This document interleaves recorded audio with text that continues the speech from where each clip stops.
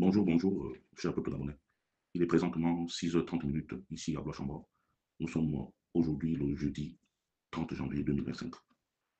Ce matin, je voudrais déposer mes valises chez M. Ondos Albert, ancien candidat à la présidence de la République. Professeur Ondos, c'est votre fils et cadet, son Excellence, le docteur Wilfried Okumba Kamitatou Nandjogo, originaire du Haut-Togo. Professeur Ondos, je reste sur ma faim à la suite de votre point de presse que je considère comme les élucubrations de quelqu'un de perdu. Parce que j'ai comme l'impression que nous confondons les choses.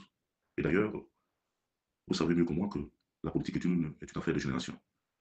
Votre génération a lamentablement échoué pour le développement de ce pays. Professeur, je voudrais aussi vous poser la question, d'où tenez-vous cette popularité? La popularité par laquelle vous pouvez vous permettre de dire que les Gabonais vous ont élu. Non, professeur, il faut qu'on vous explique l'histoire. N'importe qui aurait pu battre Ali Bongo Ndimba, même un chien, parce que le sentiment du désespoir s'était véritablement installé au Gabon. Et les Gabonais ne supportaient plus de voir leur pays aux mains d'étrangers. Et puis, il y a eu aussi la témérité du président élu, Jean Ping, qui pendant 7 ans a entretenu les troupes, malgré qu'il soit mis en résidence surveillée par les tenants du pouvoir déchu. Donc, la conjugaison de toutes ces situations a créé, euh, le désamour profond entre les Gabonais et le pouvoir Congo PDG. Ce n'est pas que Albert Ondossa est une lumière politique, non. Ce que nous pouvons retenir d'Albert Ondossa, c'est que c'est un tribaliste hors pair.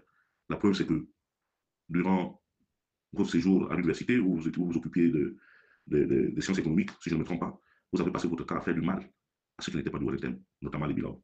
Mais surtout, les fils et filles du Haut-Togo, parce que vous estimez que nous étions des sous-hommes. Votre passage au Minéduc, au ministère de l'Éducation nationale, a été un fiasco, sans oublier celui de l'enseignement supérieur. Donc, en clair, vous n'avez apporté au Gabon que le malheur.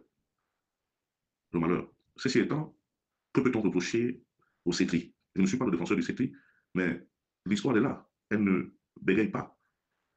La stratégie du CETRI a été de mêler tout le monde à la gestion de la transition. Alternance 23, dont vous étiez le porte-étendard, est partie prenante dans la gestion de la transition par des principaux leaders, à savoir Paulette Missambo, Barou Chambrier, Monsieur le Président Gongo et plusieurs autres. Ceux qui ont perdu, qui ont été les perdants de cette affaire, si je ne me trompe pas, au niveau de l'alternance 2023, c'est le docteur Mike Choktan et M. Terence Nehru Ditsona. Qu'il m'excuse si j'ai écorché son nom.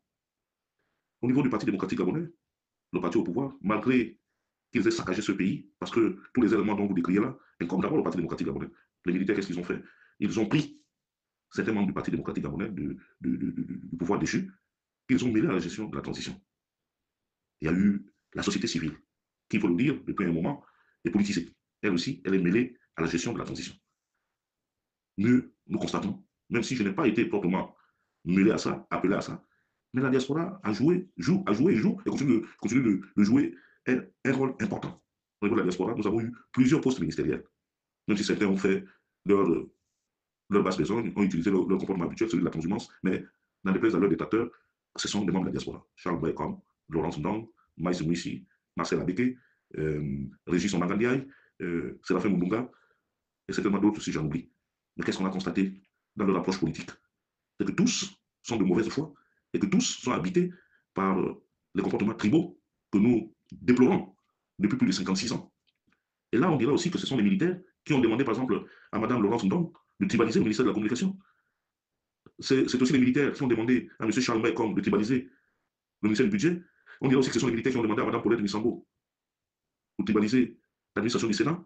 Non, moi je pense que, M. Ondossa, vous faites fausse route. Et puis en plus de ça, allez-y, M. Ondossa. Réunissez les Gabonais, prêtez serment. Ça ne dérange personne. Aujourd'hui, nous sommes résolument engagés à tourner la page.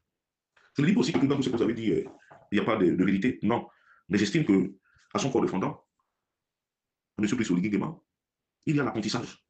Il y a l'apprentissage parce qu'il a été formé dans les grandes écoles militaires pour gérer l'armée. Il n'avait pas été formé pour venir faire de la politique. Oui, On dira qu'il y a eu le tribalisme. Oui, mais à ce niveau de responsabilité, surtout que c'est d'abord un coup d'État. Qu'il ait été sanglant ou pas, c'est un coup d'État, c'est un crime. Donc il fallait d'abord s'entourer des siens, que ce soit du côté paternel ou du côté maternel, d'abord pour asseoir le pouvoir. Mais au jour d'aujourd'hui, je dis la déception est d'abord venue de la diaspora, parce que nous ne pensions pas que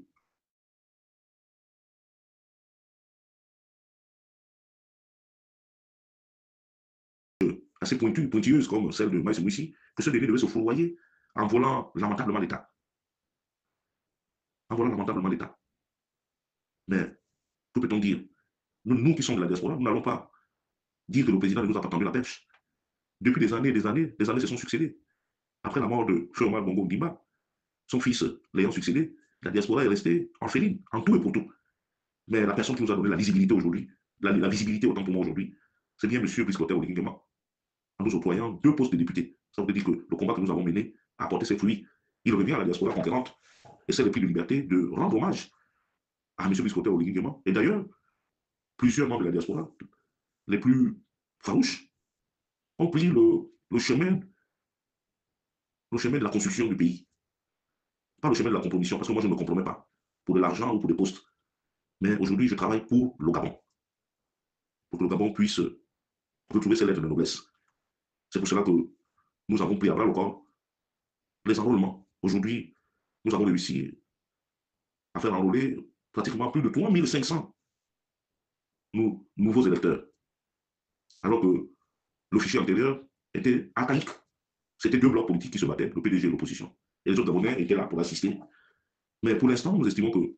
Brice-Clotaire Oligui ne nous a pas encore montré la nouvelle offre politique, tout simplement parce qu'il n'est pas encore un président élu. Et l'anticipation des élections, oui, mais sous Ali Bongo, pendant 14 ans, le Gabon n'a jamais eu de bonnes notes des bailleurs de fonds internationaux ou bien de vos structures de notation, qui sont à la limite d'une escroquerie. Quand vous donnez, vous êtes bien noté. Quand vous ne donnez pas, vous êtes mal noté. C'est ça la réalité, Albert Ndossa. Lorsque vous venez, vous parlez de vouloir desserrer le gouvernement à 25 membres. Oui, ça pourrait arriver. Mais est-ce que c'est le nombre de membres du gouvernement qui pose problème au Gabon? Et puis, Albert Ndossa, n'oubliez pas aussi que nous sommes un pays multilinguistique. Il faut tenir compte de toutes les composantes de la société gabonaise. Nous n'allons pas faire un gouvernement composé en majorité que les femmes du Wellington. Pas du tout. Et puis, M. Albert Ondossa, tous les Gabonais restent sur leur faim. Vous venez de revendiquer une victoire aujourd'hui que vous-même, vous avez abandonné les Gabonais sur le terrain de l'espérance. En suivant les mallettes d'argent, en prenant les nominations pour votre épouse, en faisant devenir l'un de vos frères qui était déjà retraité du CEDOC pour qu'il revienne travailler. Ça, c'est des choses que vous dites aux Gabonais. Vous avez reçu de l'argent, M. Ondossa. Donc, nous, votre classe politique, vous êtes arrivés à saturation, vous n'avez plus rien à nous proposer. Par respect, nous tenons à vous accompagner dignement vers vos derniers jours. Mais M. Albert Ondossa, je vous mets au défi de pouvoir réunir même 200 personnes. Je vous mets au défi. Personne ne vous suivra. Allez-y prêter serment. Prenez encore la peine de livrer d'autres Gabonais en les nommant, en leur créant des problèmes, comme vous avez été incapable de reconnaître que vous avez, c'est vous qui avez demandé à M. Max Jordan et à M. Terence Nguyen Dutona de se rendre en Guinée équatoriale. Ces derniers sont restés en prison pratiquement plus d'un mois et quelques jours. Mais c'est quelques années plus tard qu'au cours d'une conférence de presse, vous reconnaissez les faits, que c'est vous qui les avez envoyés. Est-ce que vous êtes digne d'un aîné? Un leader politique, c'est celui qui s'est assumé et qui s'assume. Malheureusement, vous braillez trop, vous racontez trop votre vie. La diaspora ne vous suivra pas. Sauf les téméraires, sauf ceux-là qui ne perçoivent pas que le Gabon est en train de changer. Oui, en ce moment, nous avons une impasse financière. Je suis plus que convaincu que M.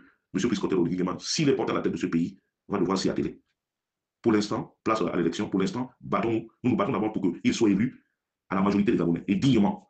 Et que même la diaspora conquérante d'Amérique, d'Afrique et d'Europe ici, qu'elle participe à ce sacre-là, à l'émergence de la nouvelle classe politique. Il y a plein d'intellectuels ici qui veulent faire valoir leur capacité à pouvoir gérer le pays. Mais lorsque des personnes comme vous, vous refusez lamentablement de rendre votre tablier à cause de la danse du ventre, M. Albert Ondossa, allez-y. Et je reste sceptique. Je ne comprends pas comment un pays qui est aussi en difficulté, on commence à casser le prix de l'électricité, du courant, alors que nous n'avons même pas une centrale électrique. Et pour la construire, il va falloir attendre 5 ans. Donc aujourd'hui, nos problèmes en matière d'électricité ne seront résolus que pratiquement à la fin du premier mandat de M. Brice-Clotaire Oligui Nguema. C'est que votre génération a refusé de nous donner, la clarté. Regardez dans quel état se trouve l'université. Les amphithéâtres où il y a 8000 personnes, même pas de micro, M. Albert Ondossa. Et puis vous venez raconter votre vie.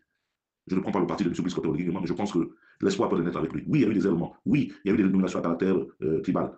Il y a eu tous les éléments possibles, mais cet aspect, je le mets dans le compte de l'apprentissage de l'improvisation. Le reste, nous n'avons plus besoin de personnes comme vous. Et que si vous êtes capable de vous présenter, présentez-vous. Mais ça m'étonnerait qu'à la lutte où font des choses que vous, on doit ça, vous puissiez même avoir même 1%. Parce que vous avez trahi le peuple. Vous avez préféré privilégier votre ventre, votre famille au détriment des Gabonais. Quel est le jour que vous, M. Albert Mendoza, vous allez privilégier en tant que femme, un bilan, dire que non, moi, je souhaiterais qu'on nomme tel. Les Gabonais ont trop payé à cause de votre type politique et de la mafia politique que vous avez instaurée sur l'ensemble du territoire. Aucun Gabonais ne vous suivra, M. Albert Mendoza. Si vous avez un peu de dignité, prenez désormais votre retraite politique. Parce que la suite va être compliquée pour vous. Et pour ceux-là qui vous encouragent dans le déni et dans le désordre. C'était Wilfried Okumba, candidat tout l'année dans Djogo. Depuis Bois-Chambon, il est présentement 6h51. Je vous remercie.